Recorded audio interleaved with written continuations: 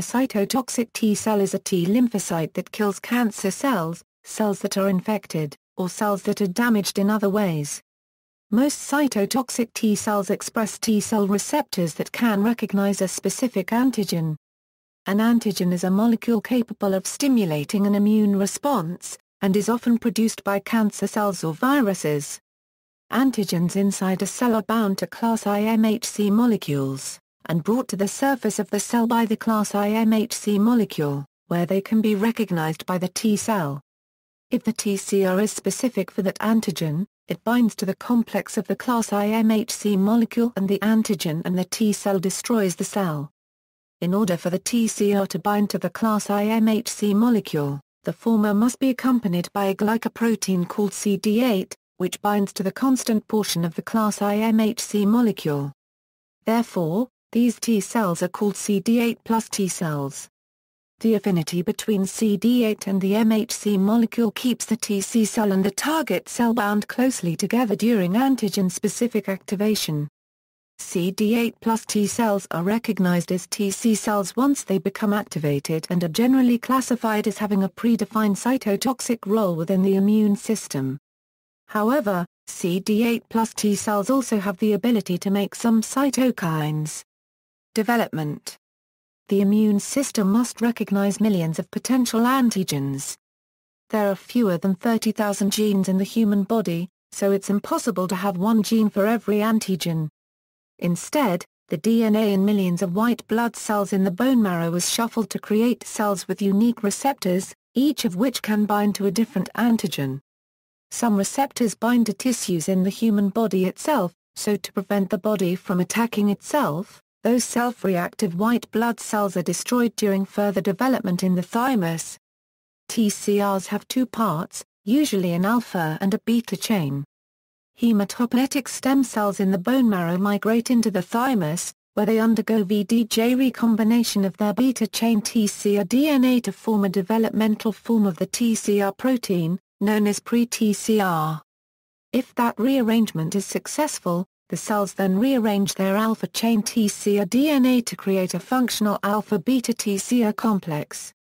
This highly variable genetic rearrangement product in the TCR genes helps create millions of different T-cells with different TCRs, helping the body's immune system respond to virtually any protein of an invader. The vast majority of T-cells express alpha-beta TCRs, but some T-cells in epithelial tissues express gamma-delta TCRs, which recognize non-protein antigens. T-cells with functionally stable TCRs express both the CD4 and CD8 co-receptors and are therefore termed double-positive T-cells. The double-positive T-cells are exposed to a wide variety of self-antigens in the thymus and undergo two selection criteria: positive selection, in which those double-positive T-cells that bind too weakly to MHC-presented self-antigens undergo apoptosis because of their inability to recognize MHC protein complexes. Negative selection, in which those double-positive T-cells that bind too strongly to MHC-presented self-antigens undergo apoptosis because they could otherwise become autoreactive, leading to autoimmunity. Only those T-cells that bind to the MHC self-antigen complexes weakly are positively selected. Those cells that survive positive and negative selection differentiate into single positive T-cells, depending on whether their TCR recognizes an MHC class I presented antigen or an MHC class II presented antigen.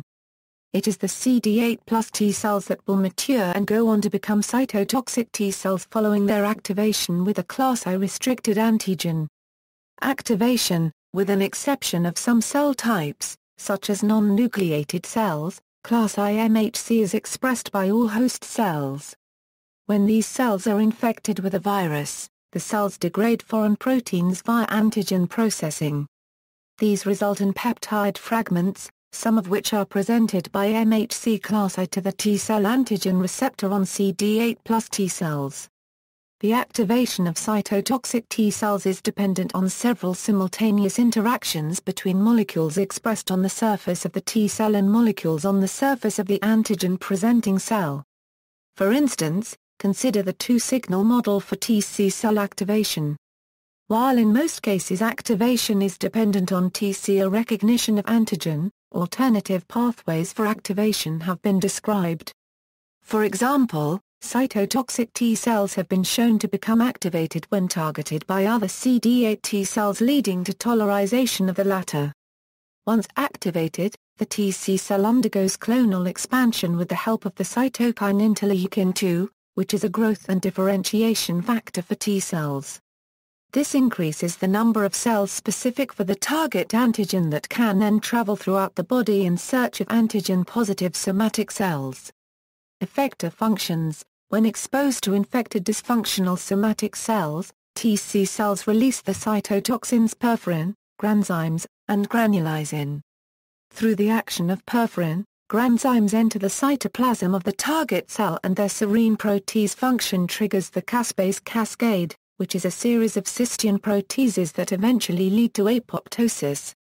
A second way to induce apoptosis is via cell surface interactions between the TC and the infected cell.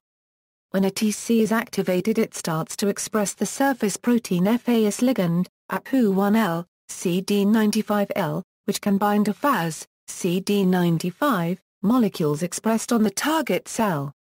However, this FAS-FAS ligand interaction is thought to be more important to the disposal of unwanted T lymphocytes during their development or to the lytic activity of certain Th cells than it is to the cytolytic activity of TC effector cells. Engagement of FAS with FAS-L allows for recruitment of the death-induced signaling complex. The FAS-associated death domain translocates with the disc, allowing recruitment of procaspases 8 and 10. These caspases then activate the effector caspases 3, 6, and 7, leading to cleavage of death substrates such as lamin A, lamin B1, lamin B2, PARP, and DNA-PK. The final result is apoptosis of the cell that expressed FAS. Role in disease pathogenesis. During hepatitis B virus infections, cytotoxic T-cells play an important pathogenetic role. They contribute to nearly all of the liver injury associated with HBV infection and, by killing infected cells and by producing antiviral cytokines capable of purging HBV from viable hepatocytes, cytotoxic T-cells also eliminate the virus. Recently, platelets have been shown to facilitate the accumulation of virus-specific cytotoxic T-cells into the infected liver. Recently, cytotoxic T-cells have been implicated in the progression of arthritis, depletion of knee joint cartilage, macromolecules such as glycosaminoglycans by cytotoxic T-cells and macrophages has been observed in a rat model of the disease. See also, active hexose correlated compound, references. External links, T-cell group, Cardiff University, malaria.